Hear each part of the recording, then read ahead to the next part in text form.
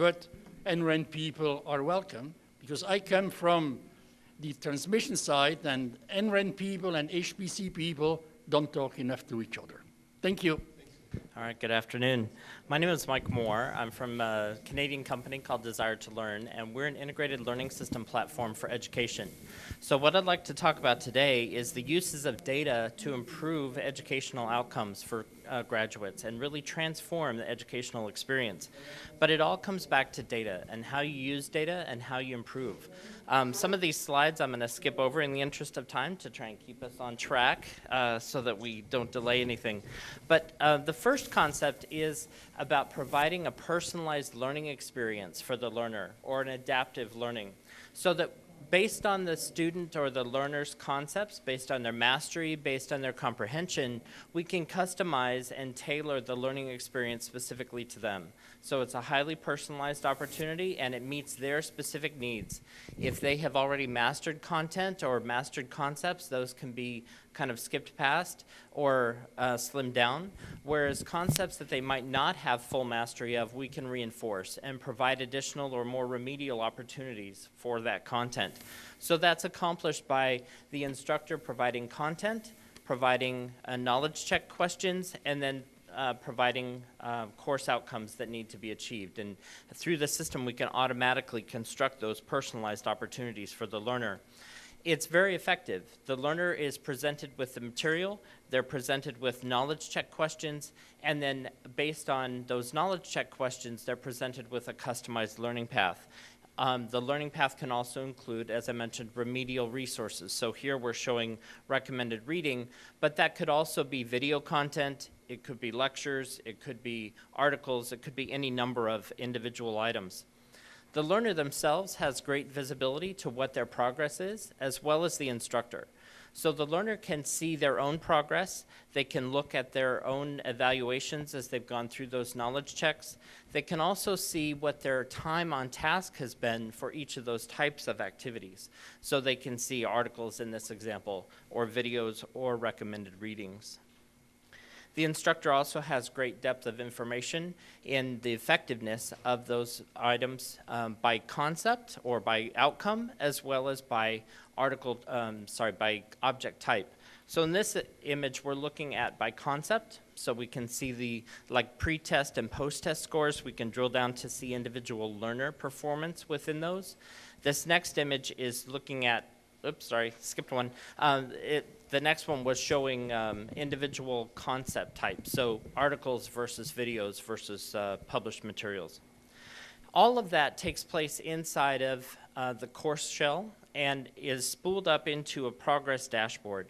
So the instructor can see in a preview mode or a summary mode how all the learners within the course are progressing. They can drill down or focus on an individual student and click into any one of these data points for further information. The learner can also view that information about themselves, so they get a very good real-time image of where they are, what their progress is, and how they're performing. They can see their grades to date. They can look at individual grades as well as where they rank in class. All these are customizable. You could choose to hide them or display them on a case-by-case basis. That could also compare with actual activity results. So you might see an individual student that looked like they were struggling, and you could look at the overall class distribution to see how that student ranked in comparison to their peers, in comparison to the other learners in the class. And in this example, you see that they were not out of line. All of the students really had a hard time with this activity. The student's information can also be provided, so you can customize what the student sees at their point of submission and give them feedback to help encourage their learning. Learning is all about feedback and reinforcement. It's difficult to learn when you don't know where you stand in the process, if you're grasping the concepts. So the more positive feedback, the more reinforcement that you can provide to the learner, the more positive the learning experience. This can also be tracked in terms of outcome completion or competency achievement.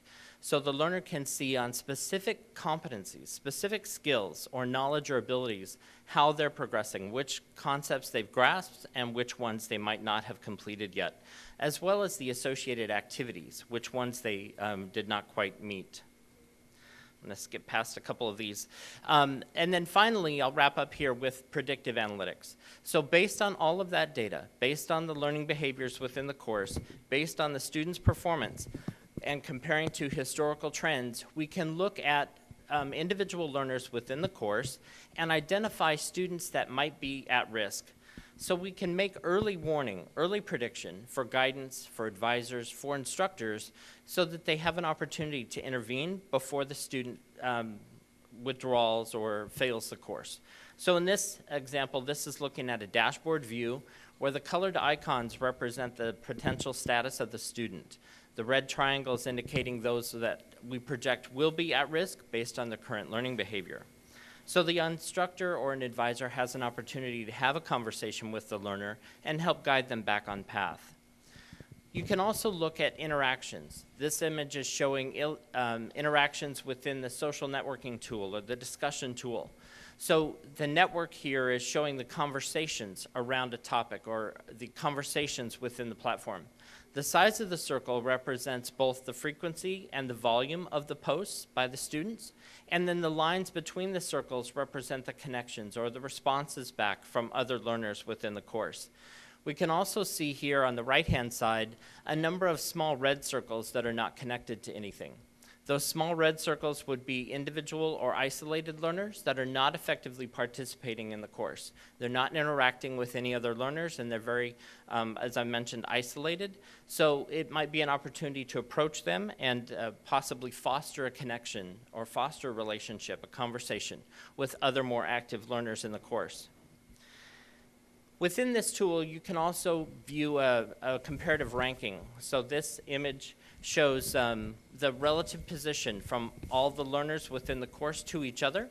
You can see the ones that are well on track as compared to the ones in the lower right-hand side that are more highly at risk. Again, giving you the opportunity to intervene and have a conversation.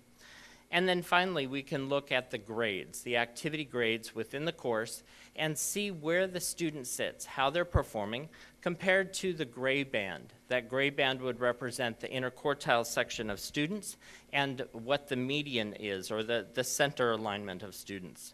So ultimately, the idea here is we want to be pervasive. We want learning to be available where the student is. We want to meet the student where it is or where they are on the platform. Maybe it's a mobile device, maybe it's a desktop, maybe it's in the library. You never know.